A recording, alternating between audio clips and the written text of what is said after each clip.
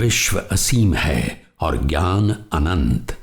ज्ञान भाषा से आलोकित होता है और भाषा के अध्ययन से ज्ञान के दरवाजे खुलते हैं।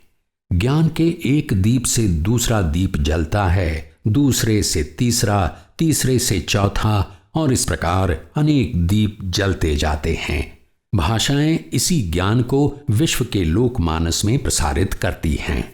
शताब्दियों से भारत विविधता में एकता का पर्याय रहा है।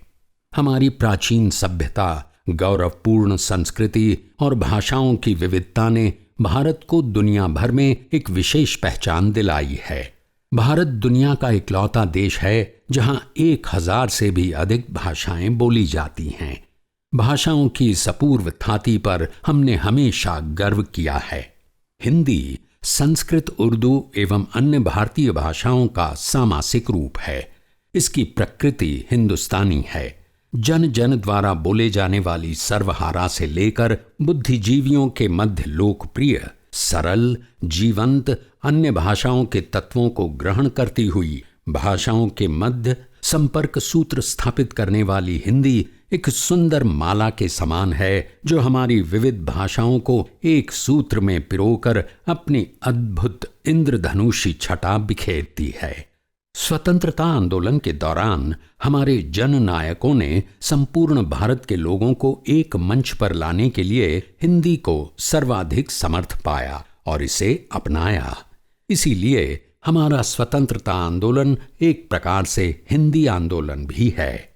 स्वतंत्रता प्राप्ति के बाद भारत की सभी भाषाओं को अपने अपने क्षेत्रों में संपूर्ण अधिकार देते हुए 22 प्रधान भाषाओं को संविधान की 8वीं अनुसूची में स्थान दिया गया है। 14 सितंबर 1949 को हमारी संविधान सभा द्वारा हिंदी को भारत संघ की राजभाषा स्वीकार किया गया। राजभाषा हिंदी की नीति, प्रेरणा, प्रचार, प्रोत्साहन की है। गृह मंत्रालय भारत सरकार अपने राजभाषा विभाग द्वारा केंद्रीय सरकार के कर्मियों को हिंदी का प्रशिक्षण दे रहा है। जीवन में कंप्यूटर के महत्व को समझते हुए राजभाषा विभाग द्वारा इलेक्ट्रॉनिकी और सूचना प्रौद्योगिकी मंत्रालय की स्वायत्त वैज्ञानिक संस्था CDAC पुणे के अप्लाइड AI ग्रुप के सहयोग से वर्ष 2008 में अंग्रेजी एवं संविधान की 8वीं अनुसूची में शामिल 14 भाषाओं के माध्यम से लीला नाम का स्वयं शिक्षण पैकेज बनाया गया था। ये पैकेज वेब पर उपलब्ध है। लीला सॉफ्टवेयर का वेब वर्जन हर ब्राउजर पर उपलब्ध है और पूर्णतया यूजर फ्रेंडली है। 21वीं सदी के प्रारंभ में ही मोबाइल ने पांव पसारने शुरू कर दिए थे। ये अब केवल संपर्क स्थापित करने का यंत्र मात्र न होकर ज्ञान विज्ञान के शिक्षण एवं आदान प्रदान का प्रमुख साधन भी है। आज ये हमारे जीवन का एक महत्वपूर्ण अंग बन चुका है। मोबाइल के महत्व को पहचानते हुए राजभाषा विभाग द्वारा CDAC पुणे के सहयोग से लीला सॉफ्टवेयर का मोबाइल ऐप बनवाया गया है। मोबाइल ऐप के रूप में उपलब्ध लीला सॉफ्टवेयर के माध्यम से हिंदी को सुनकर समझना, बोलना, पढ़ना और लिखना सहजता से सीखा जा सकता है। आइए देखें ये काम कैसे करता है।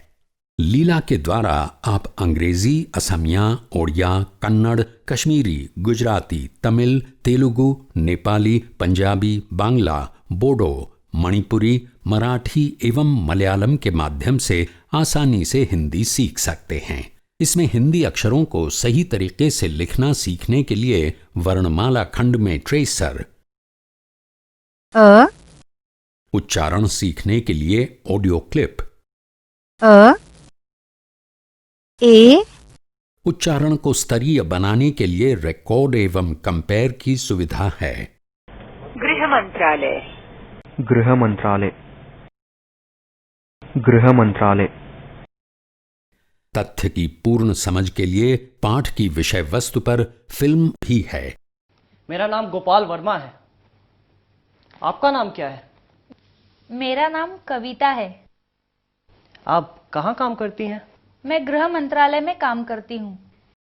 वाक्यों की अभिव्यक्ति को आत्मसात करने के लिए हर वाक्य का शिक्षार्थी की भाषा में अनुवाद एक क्लिक पर उपलब्ध है। शब्दकोश के अंतर्गत पाठ में आए सभी शब्दों के अर्थ, व्याकरणिक विवरण एवं मानक उच्चारण भी दिए गए हैं। प्राध्यापक: हमें विश्वास है कि भारत जैसे बहुभाषी देश के लिए 15 भाषाओं के माध्यम से हिंदी सीखने का अवसर प्रदान करने वाला लीला नाम का ये ऐप व्यापक बाजार शक्ति एवं विभिन्न सेवाओं के क्षेत्र में इसकी बढ़ती उपयोगिता व मांग की पूर्ति करने हेतु एक महत्वपूर्ण कदम होगा। हार्दिक धन्यवाद।